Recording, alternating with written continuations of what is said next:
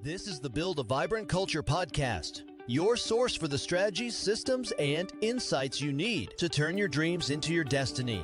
Every week, we dive into dynamic conversations as our host, Nicole Greer, interviews leadership and business experts. They're here to shed light on practical solutions to the challenges of personal and professional development.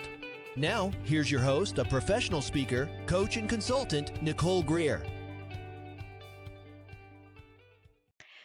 Welcome to the Build a Vibrant Culture podcast. My name is Nicole Greer, and they call me the Vibrant Coach, and I am here with Lauren Hodges. She is amazing. Let me tell you all about her. Lauren Hodges is an expert in human performance sciences, an award-winning learning designer, author, and owner of Performance on Purpose. It is a global training and coaching company focused on the intersections of leadership and human performance. She lives in Satellite Beach, Florida, with her husband and her two teenage boys. Please welcome to the show, Lauren. How are you? Thank you for having me on. I Yeah, really no appreciate problem. it. I'm excited about your book. How long ago did you release your book?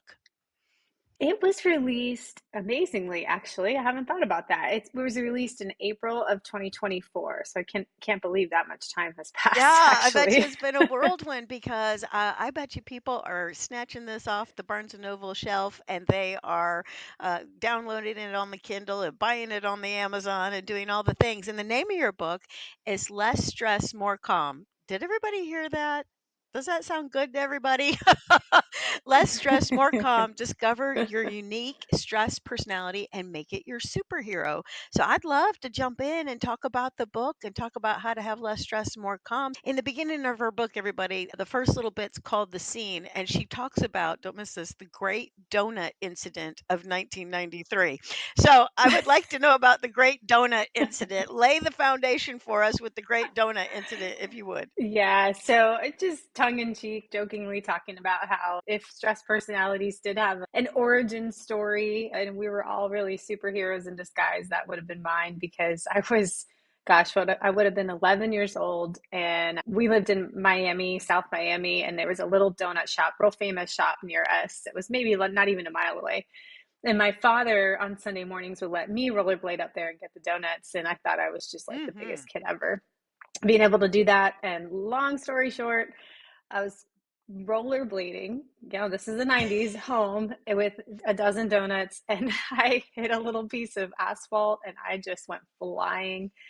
And donuts were everywhere. And I'll leave the end of the story, but I did end up putting them back in and taking them home to the family anyway. I was so embarrassed, but I was just talking about how I wasn't angry. I wasn't like overwhelmingly worried. My predominant experience very early, I can even remember, was I just wanted to run away and hide. I didn't want to deal with it. And again, it was a joking, fun story, but the seriousness of it is that has never changed for me. That has been my default when things are difficult for as long as I can remember, literally back to when I was a kid. And so just talking about how these stress personalities have been around for a really long time for all of us. And we could Let's talk do about where that. they come from, but yeah, Yeah. that was the So did story. I get Yeah, this right? You put the donuts back in and fed them to your family?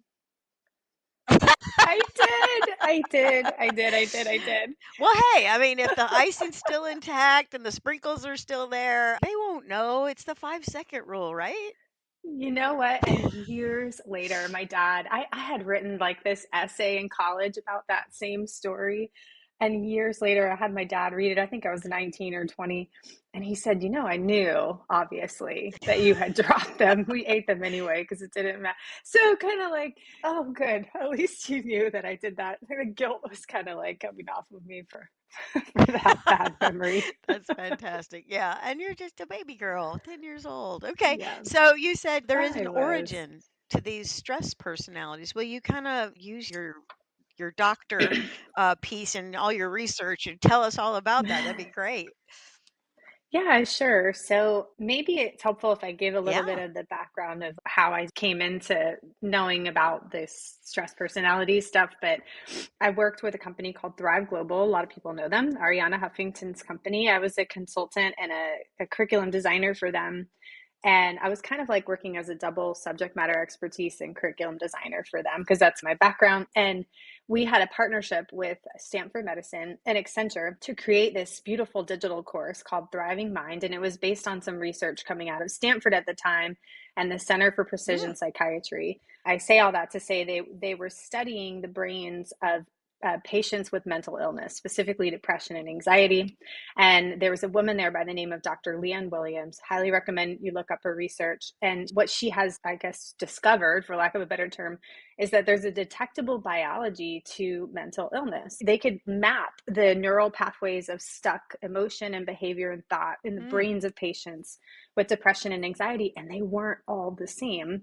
And she called them biotypes. And we were building a course based on the presumption that if you could get to know those biotypes before they were an issue, then could you prevent a mental illness to begin with? So that was the whole premise of the course. Phenomenal course. Get this, it launched in March of 2020. Perfect. Like the timing was impeccable. Yes. And we launched it with Accenture first, and it was a huge instant success. I mean, it was featured in People magazine. It was telling of the times, but also the research was really interesting.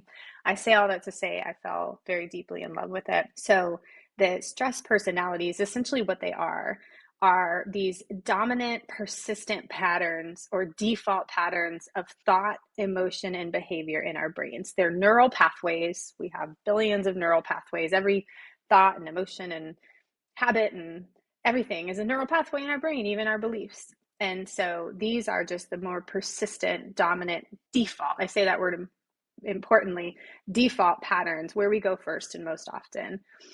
The origin of that comes from myriad of places. I mean, it's how we were raised. It's a little bit of our genetics. It's our culture, our geography, our race, our religion, our teachers, our upbringing. Everything kind of shapes and molds that. Even our current experiences, work environments, and relationships, past and present, all sort of inform how we're showing up today. And those patterns are very well worn. So they've been there for a long time, hence the story.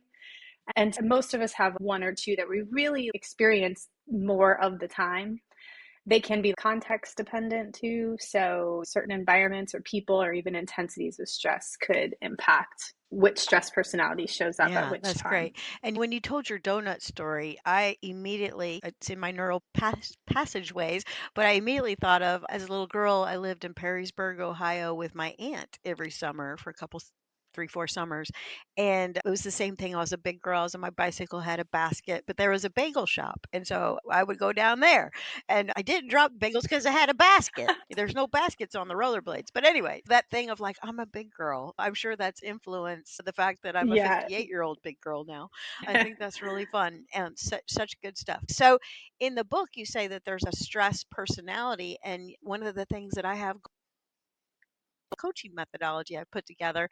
And the first part of it is self-assessment. I always feel like the client needs to turn the mirror inward, look for their rollerblading, bagel, bicycle riding stories. But you've got a really nice self-assessment right in the beginning, demands of life inventory. Will you talk about that? Because I think people Thank should you. pop a squat and sit down and look at the demands that are on their life. They're probably asleep to some of them.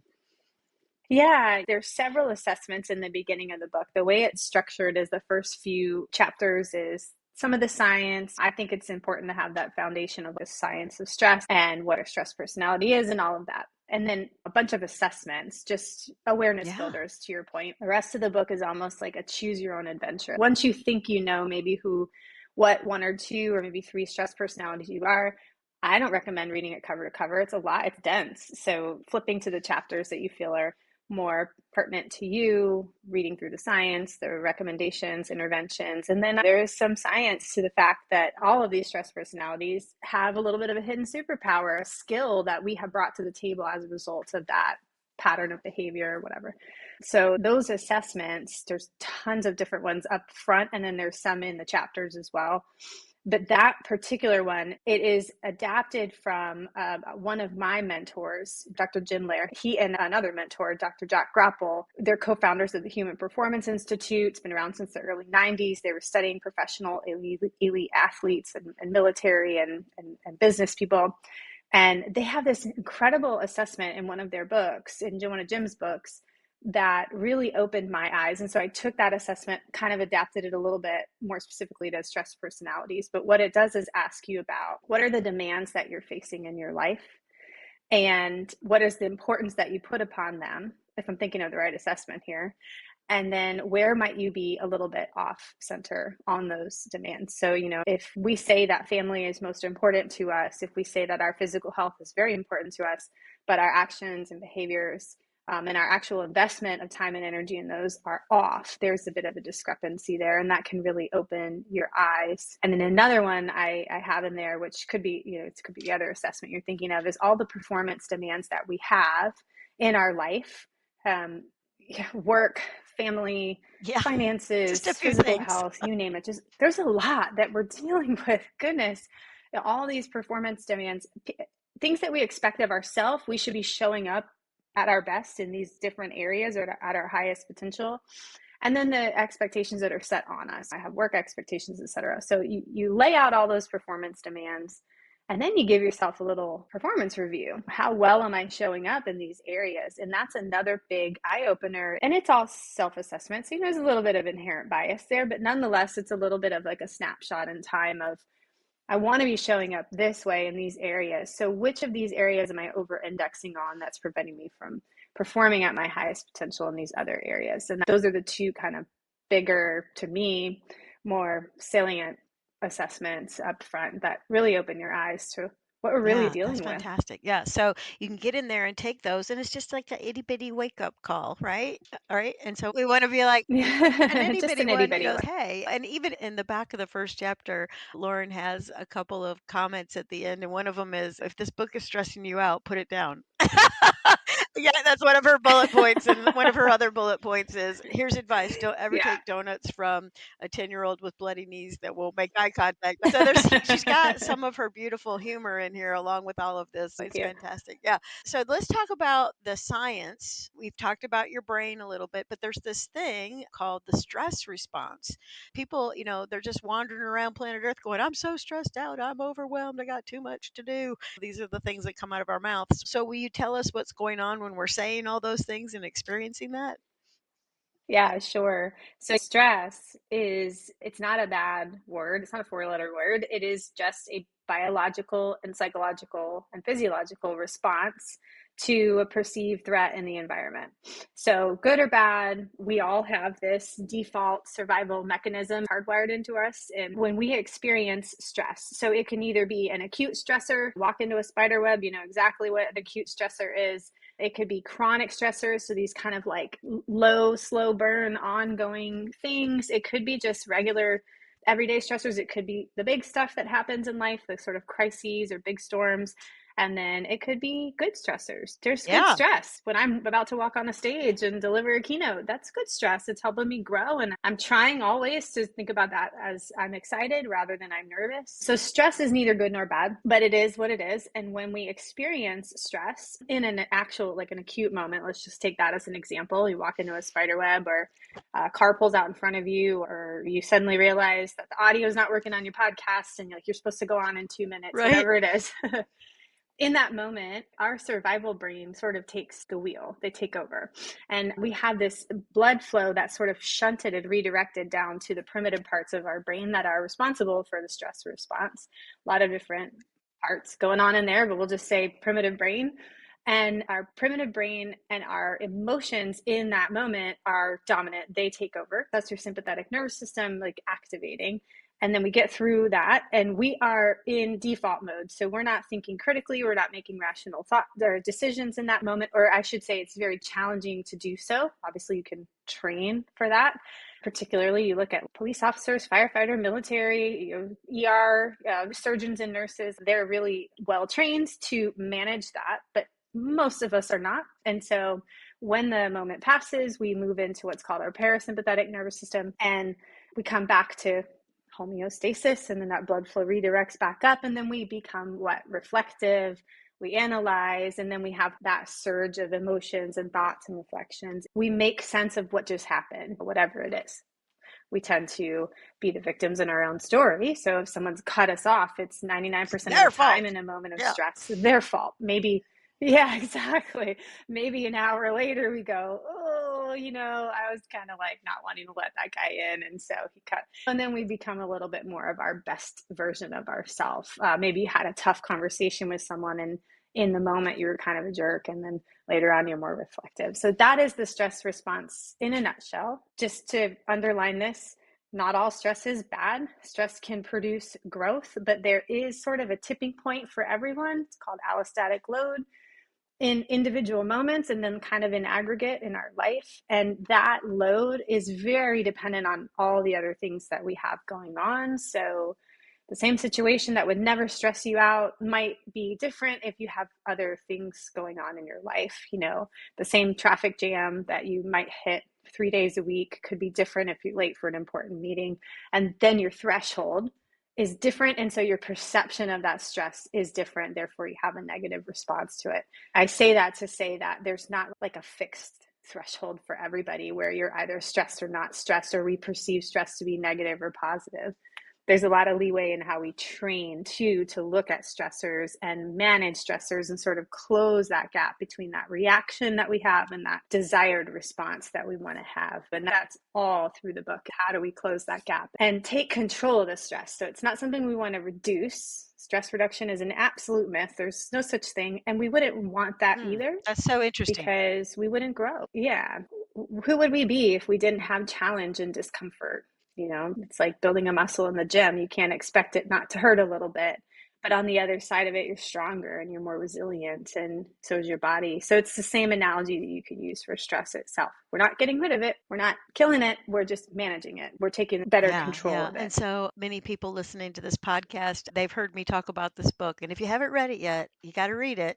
It's called Man's Search for Meaning by Viktor Frankl. Okay, everybody write that down. And he's got a quote in there, right, Lauren, that says, between thought and reaction, there's just this moment where we can decide what we're going to do. And let me tell you, nobody's been, well, maybe there's somebody listening that's been through what Viktor Frankl went through. I don't know.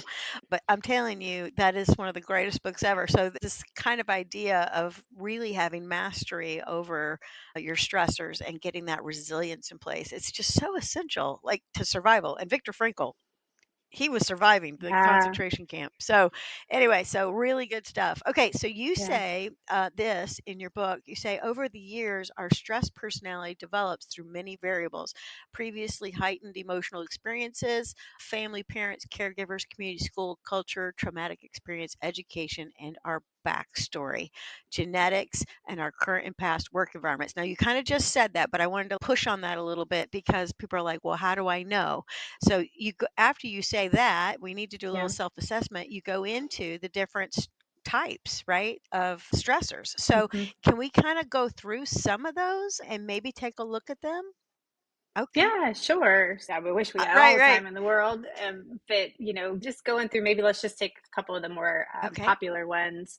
And just to reiterate, before we're talking about them, these are not problems to be solved, deficiencies of ours, things we need to conquer. This is not the bad versions of ourselves. And then there's the good versions of ourselves. These are just how we show up. And I say that all throughout the book, but I also try to say it on all of these podcasts and articles that I'm writing, because it's really important to me for people to understand it's a yes and. Like, these are parts of ourselves that really get in the way of who we want to be at our best. And they are the best versions of us and the best parts of ourselves because they inform who we are at our core. They are clues into our values and what's important to us. And really, there's a lot of skill that comes from them. I'll give you an example first of the two most popular are the worrier and the runner. The runner is me, so I'll start there. Just because I want to underline the previous point. Runners are avoiders of stress. So in a fight or flight situation, they're the fight. Where the fighter, for example, stress personality would be running toward a threat to squash it and dominate it. Wrestle it to the ground. Make sense of it. The runners go.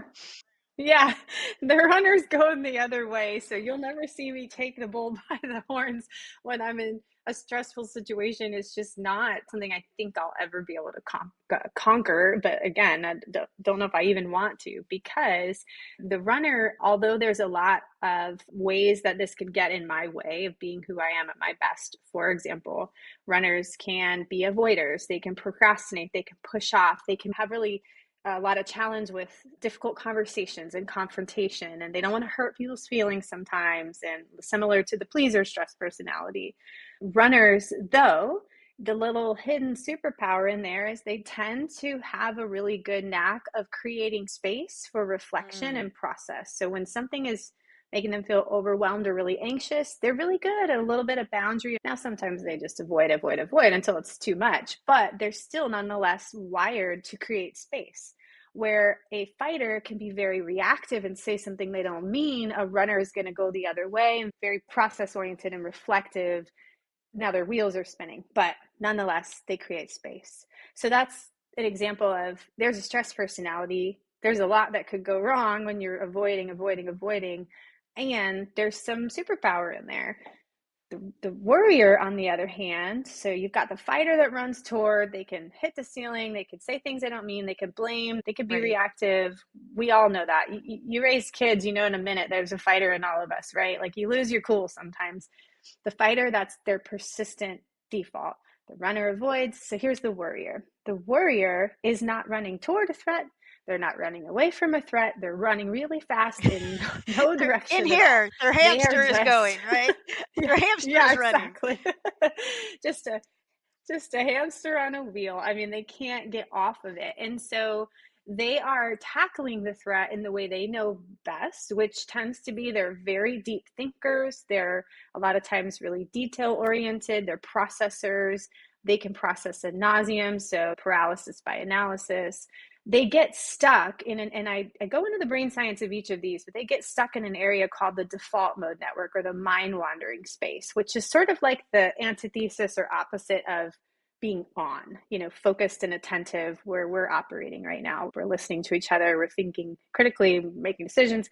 The default mode network is this area of the brain where we go when we're like not thinking of anything at all, or our mind is drifting, we're sitting at a traffic light or in the shower. It's a great place to be, actually. We solve problems there, we're creative and innovative, but sometimes we can unintentionally get stuck there, and it's really hard to be in the present. And that would be the warrior's experience of stress, negative stress.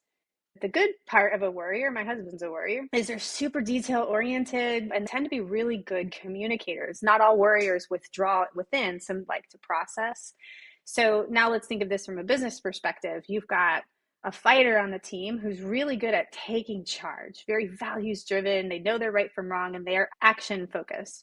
You've got a runner who is the kind of like avoider, needs some time. So in a moment of crisis, you don't really want to be pressing on that person, but you want to nudge them along to remain productive.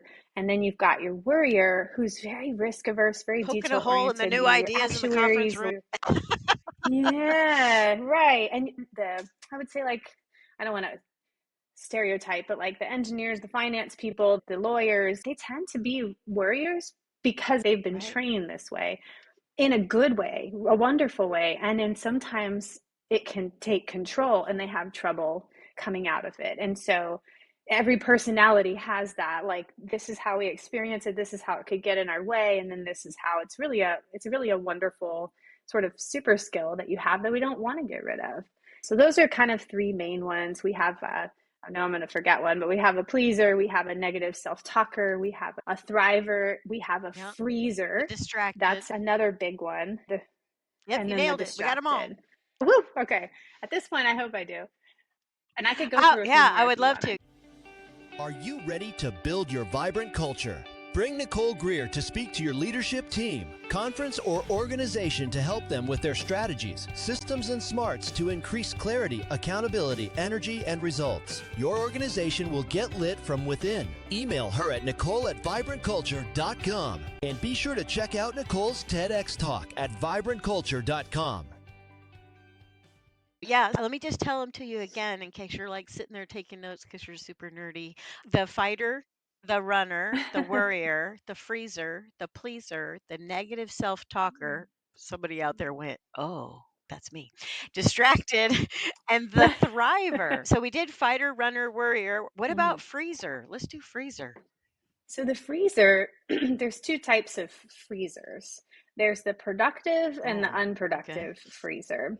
The unproductive freezer, that's the one that when things get difficult, I would say they like teeter on the edge of burnout sometimes. When things get, or could be in there right now, things get hard and challenging, they sort of just shut down, like all the way.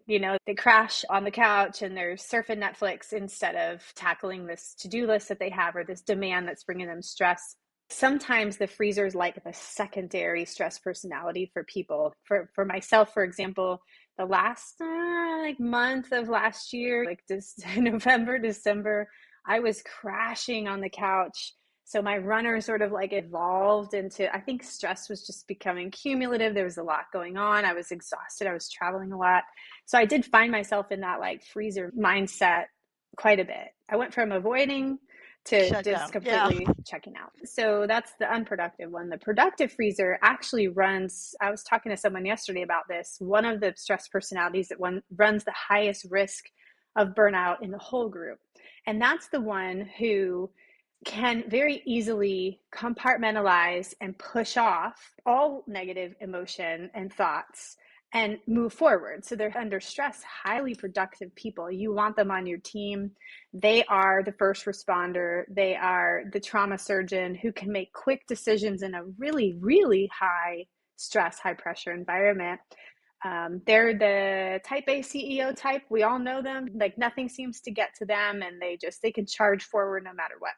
The problem is when you stuff emotion, when it's negative emotion, you can't stuff negative emotion without stuffing all emotion, positive included. And so a lot of the times, I don't know if you've experienced this with your clients, with mine who identify with that stress personality, they can sort of reflect that it's really hard for them to come off or away from that, come back from it. And they feel like nothing at all. They numb out, they're indifferent, they come across as apathetic or like they don't care, especially in a moment of crisis. It can be a little Cool. like, Yeah. I'm not going to feel, I'm just going to think and go. But they have a lot of trouble processing after the fact. And that's where I say, they can very quickly move into a space of burnout or depression or anxiety because they're just sort of like pushing and pushing and pushing off feeling emotion and moving through negative thoughts, which we all know we have to do in order to move forward. So that's the freezer personality. They can fall into one of those two I almost made them two different ones, but I thought, no, it's like the same kind of experience. You're just pushing off, but one of them is a little bit different than others in terms of their behavior. So I Yeah, put them yeah. in I bet you one. a lot of people are relating to that one for sure. Yeah, I have a mentor. Her name's Ann Starrett, and she works with a lot of people who are pastors in churches. And a lot of the pastors are freezers because they deal with the funerals and the cancer and the deaths and the things. They also have the weddings and the good stuff too, but Mm-hmm. they have to be so calm under pressure and in these, very life-changing moments of people's families and things. And she talks about how they push things down, and she says if you don't go through it and process that stuff, the issues will be in your tissues, is how she says it, and then it can cause the depression and the things that you're talking about. So I think that's Yeah. relatable to me. Okay, so we did fighter, runner, warrior, freezer, pleaser. Let's talk about pleaser for a hot second. Yeah, I'm glad you chose that one next because I was going to say the same conversation I was having yesterday about the freezers. We were talking about freezers and pleasers. And actually, pastors came up as a group similar to social workers, hospice care workers, teachers, the bleeding hearts of our world, the ones that we just can't live without. They're just the best people because they're just so service Hmm. minded and other centered. And they tend to be the more high risks of burnout. So, pleasers and freezers, if you're looking at the research and the statistics, tend to be the more higher risk groups for the very reason that there's really good people and they tend to put themselves last, or to your point, they tend to operate in really tough environments. And so they tend to just push off, push off, push off because they're really focused on that person or people that they're dealing with in the moment. They want to stay cool, calm, and collected. Pleasers are very similar to that in that they have a lot of trouble saying no. and they have a lot of trouble with boundaries, and they are aiming to please. Not to overgeneralize, but like those types of professions and careers, people tend to be pleasers. And then I have noticed that people early in their careers tend to err on the side of pleaser because they are eager to climb the corporate ladder or prove themselves, prove their worth, if not for the other people around them, but for themselves. So imposter syndrome tends to drive those behaviors too, similar to negative self-talkers have a lot of that. There's a big difference there, which I can explain in a minute if you want, but the pleaser, yeah, it's just for what it's worth. They really struggle with boundaries. And that's a big part of that chapter. There's a good boundaries exercise in there, how to recognize that we don't have to give up the best parts of ourselves and give up that servant heart and other-centered world in order to really navigate this stress personality. In fact, it's better if we don't. It's better if we self-protect and have those strong boundaries so that we can be who we need to be in the moments that matter for those people that we're serving. The negative self-talker, the difference there, everybody has negative self-talk, everyone in the world, you're lying if you're saying that you don't have those thoughts creep in here and there. Yeah. Let's be real. I guess unless you're like a clinical narcissist or Yeah, something. I'm awesome all the time. Yeah. Yeah. So the difference is the negative self-talker, they don't just have negative self-talk. They go for the throat, like their own throat when they're experiencing stress. They default to absolutes about their core worth and values. So the best way I explain it when I'm like in front of a group is if I'm a warrior and I'm in front of a big group of people and I bomb a keynote, really bomb it. What am I probably going to do? I'm going to go back to my hotel and this is just going to spin in my head for the next week, 2 weeks, whatever. I'm going to have trouble letting it go. My thoughts are going to be focused on how I behaved in that moment, how I showed up, what I was doing, what I was saying. If that same person was a negative self-talker and they bomb that keynote, they're going to leave there going, I am not cut out for this. I shouldn't be doing it. I'm not enough. I should quit. And in other words, I'm a failure, going for that Like, I don't know absolute, anything, I'm although not I have a worthy. PhD. Right? Right. Yeah, right. Yeah, exactly. And that's where they go first and most often whenever there is stress. So a fighter and a negative self-talker get in an argument and the fighter's going to go, this is all your fault. And the negative self-talker is going to go, I know, it probably is all my fault. So that would be the difference in those stress personalities. I think we all have a little side dish of negative self-talk, but the negative self-talkers, they know who they are. I would also say, ironically, they are extremely self-aware people, and they are very good at lifting others up. So I was looking at so much research around this particular stress personality and looking for those superpowers. And that was one that stuck out to me that actually made me laugh. I'm like, of course, they can just zero in on someone else who needs to be lifted up and they can do it. It's just they struggle a little bit more with how to do that for themselves. Again, in a moment of stress. This is not who we are all the time. This is who we are under a moment of stress. It's really important to clarify that. So that's the negative self-talker. We only have 2 left. Let's pop them in here. One is the distracted, and then the last one would be the thriver. Yeah.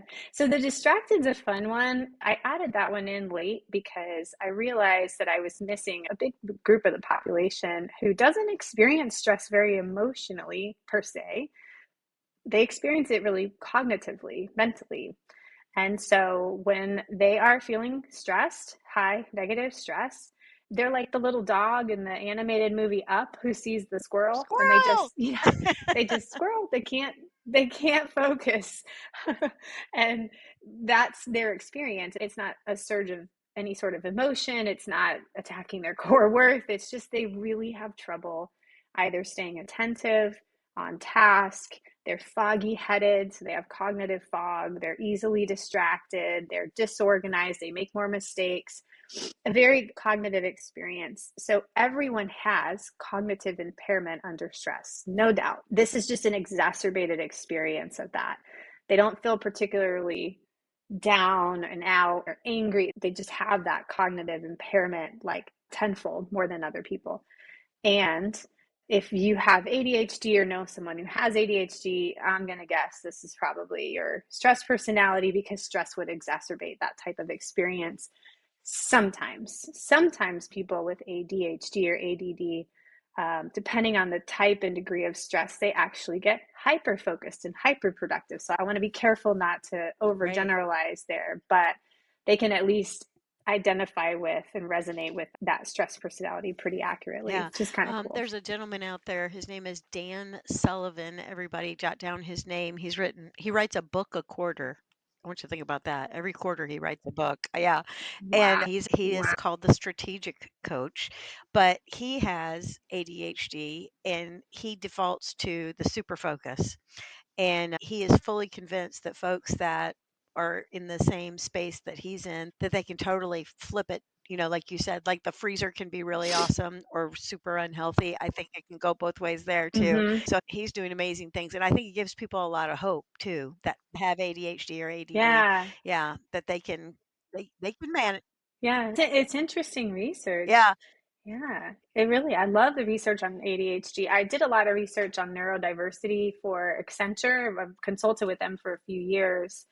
And that, not to go off topic, but neurodiverse learners is fascinating when they tweak that relevancy dial a little bit and they start to tell themselves or really believe that they're more interested in something. All of a sudden, the focus Yeah. is hyper focus, or it's hard to get them to get away from that thing. And I just always thought that was, and all the superpowers that come with being neurodiverse, these just incredible skills that, like, churning out a book a quarter, unbelievable people. And I'm always curious for my neurodiverse listeners and clients, what's your stress personality? I'm always so curious about that, because I think a lot of them do experience distractedness when the stress is negative. If they can tweak it to become opportunity, so a lot of our stress, I don't want to say all of it, but a lot of it could be Uh-huh. reframed in the moment as opportunity.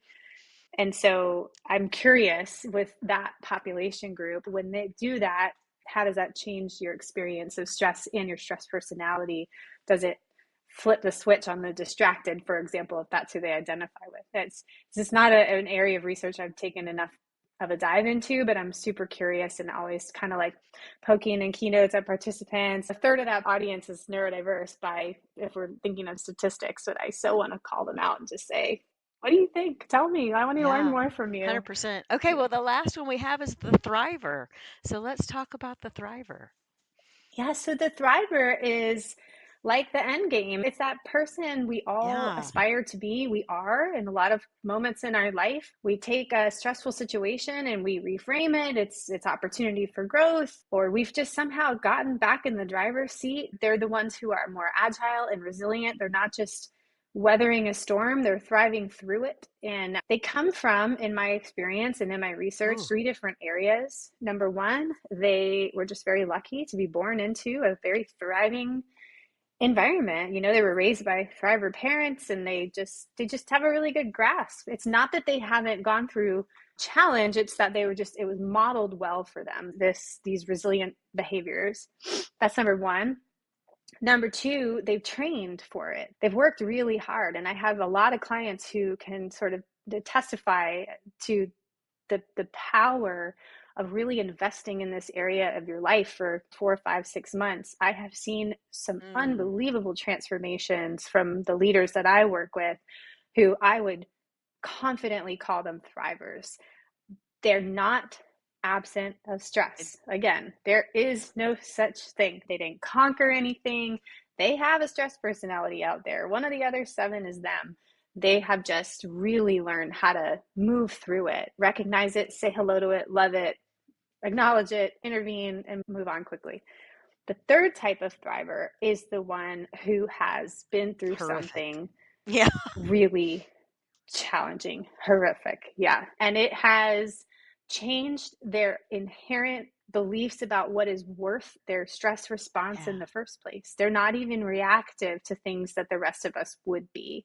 And those are the ones that you can feel their energy and their soul in the room, and things just seem to fall off their back like it was no big deal. And it's not that they're again, absent of stress, they get worked up, but their reframe ability is so almost instantaneous. And those are the ones that I love to talk to, because they are the ones that we can, sadly, bittersweet, learn the most from. How do we capture that perspective on life in general and train our brains to really not even react to certain things that the rest of us would just lose our cool over? So that would be a thriver in a nutshell. They're born into it, they train it, or they experience something tough, or it's Yeah. a combination therein. And all of us can move in the direction of a thriver and be that person more of the time. That's the whole point in that particular chapter. Actually, I take that back. In the chapter after that, there are what I call thriver Yeah. Page 312, accelerators. everybody. Yeah, I didn't know if we were going to cover that, but thrivers do tend to have a lot of those practices in place, prioritizing sleep and exercise, nutrition, constantly learning, training their brain. Those types of things are also in the book too. So if we're looking at like big picture, I can influence all stress personalities, those thriver accelerators are in there too, and thrivers tend to embody a Yeah, lot of that's that as well. fantastic. Yeah. Yesterday I had a training room full of young leaders and we were talking about how you can choose how you move through the day, but you got to sit still and go, okay, this is what I'm going to do today. You got to get your brain engaged. And one of them was kind of like, well, sometimes you have a bad day. And I'm like, oh, of course. Of course you're going to have a bad day. I said, but I know people Mm-hmm. that like you ask them, how you doing? They're like, if I was any better, I'd be twins. Like people that like that's their response. That's what they believe. That's how they've chosen to show up. They could have something bad going on, but they're like, I'm good. I'm working through it. Mm-hmm. So it's really interesting to see how certain Yep. people just have it wired. No, there's going to be joy in the midst of trauma or whatever. I'm going to find the silver lining, all that good stuff. Yep. Yeah. So good. So good. Yeah, and I love to just remind people that even Of thrivers have course. their days.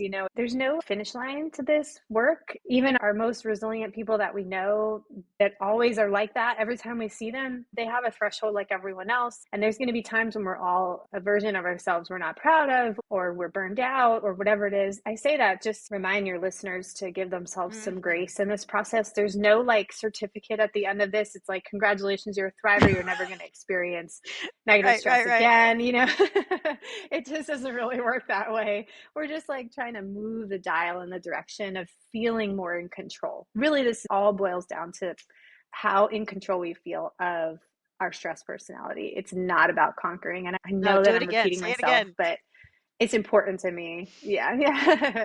It's important to me because I think there's a lot of grace that has to come with this work. It's like eating healthy. Like you're gonna have those days that it's just tougher to do that than others. You just have more of a threshold or less of a threshold. And so I wanna always remind everybody to give themselves grace in this whole process. It's good, it's worthy work, but it's That's hard work. fantastic. All right, everybody. Have you just had the best time listening to Lauren Hodges and talking about her book, Less Stress, More Calm?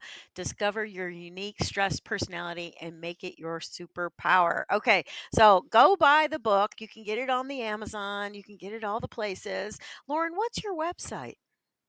My website is performance-on-purpose.com. And we're a human performance training and coaching company, like you said earlier. We focus on a lot of different areas of high performance behaviors for leaders.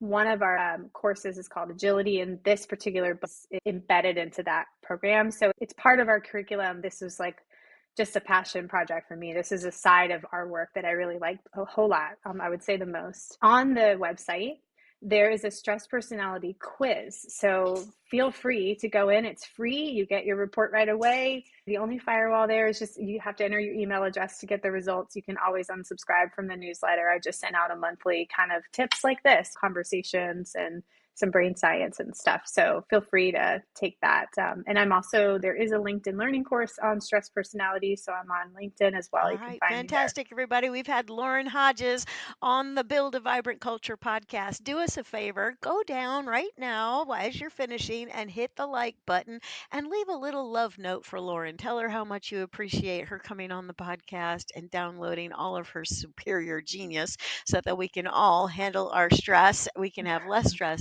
and more calm. Again, Lauren, thank you so much for being on the podcast. I'm very grateful. Yeah, thank you so much. Thanks so much for having me on. Thank you for joining us on this episode of the Build a Vibrant Culture podcast. If you found value in today's episode, please take a moment to leave us a review on your favorite podcast platform. Your feedback helps us improve and reach more like-minded listeners. Remember, the journey to building a vibrant culture never stops. Stay inspired, keep nurturing your vibrant culture, and we can't wait to reconnect with you on the next exciting episode of Build a Vibrant Culture podcast.